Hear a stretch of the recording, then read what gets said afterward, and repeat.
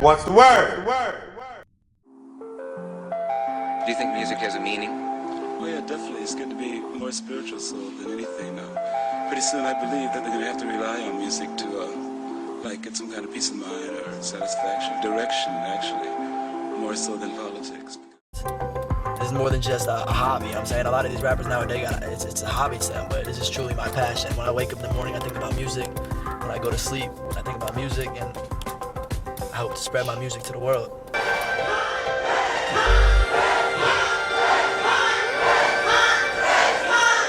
got the vision of a blind man whose mind says I can do anything better and faster than these kids on violence.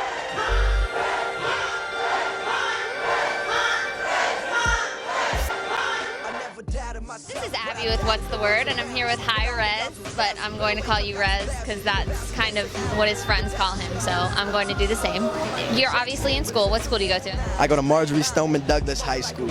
Okay, Douglas High School, very cool. And how do people treat you at school? Do they treat you differently? First of all, do they call you Rez? It depends honestly on when they met me. The people who met me in the most, like, you know what I'm saying, the last year or two when I was Rez, those are the people who call me Hi-Rez or Rez now, and the people who knew me before, like in middle school when I started, they call me Jesse or Gutter Main, my first rap name. Nah, they don't call me. They don't call me that though. Nah, they don't call me that. Nah, but they call me either Jesse or Rez. So you are, like you said, you're 18 years old. Just turned 18, yeah. Just turned 18 years old. Okay. And how long have you been rapping for? I've been rapping since like the 7th grade, so like 6 years. I started taking it seriously when I got to high school, but I've been rapping since like 6th, 7th grade, so started middle school.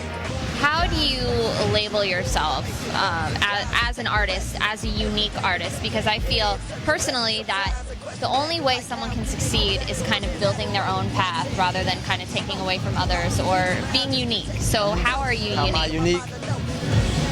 That's a hard question. How am I unique? How am I unique, Sean?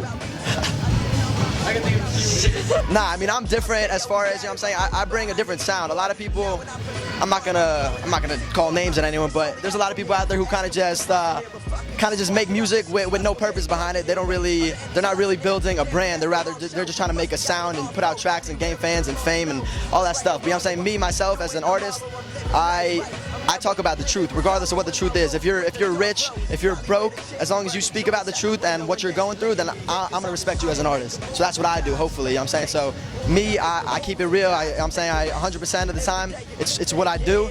Even if it's not something I'm proud of, I'm gonna talk about it. So you just gotta keep it real, and I don't even remember the question, but keep it real. That's how I do it. I keep it real. That's how I'm original. Waiting for my life to transform like Optimus Prime, cause look, you want something, gotta work hard for it. What inspired you to start doing this, and is it an outlet for you for anything?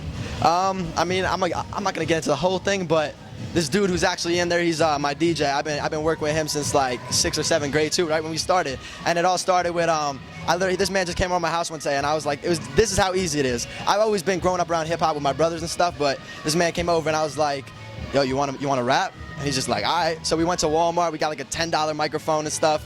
Like I biked over there. It was like, I plugged it into GarageBand and just started rapping over like industry beats, instrumentals, Lil Wayne beats, all that stuff. And you know what I'm saying, it just started from there, and I didn't think it would be where I'm at now, but it escalated. So I'm happy it did, yeah. Shout out to Cap. A lot of people kind of stigmatize, I feel like, young artists and say, well, they don't know enough about the background of music, or they haven't lived long enough to really have an appreciation for real hip-hop, because you're kind of coming at a time when hip-hop is a little bit watered down, 100%. you know, so the substance is a little bit lacking. So what do you have to say about that?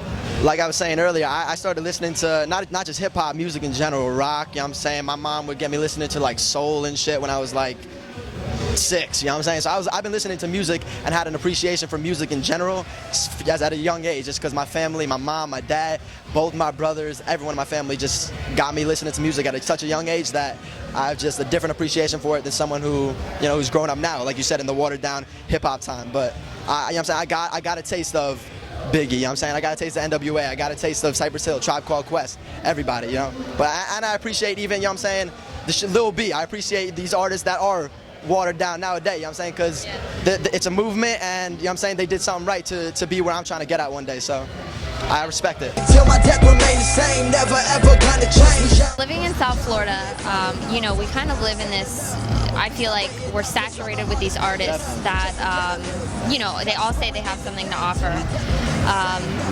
What do you have to offer, and what makes you stand out among those people? I mean, following what you said, I definitely agree. I got a lot of friends, you know what I'm saying, make dubstep beats and, you know what I'm saying, R&B singers. I know a lot of talented people locally.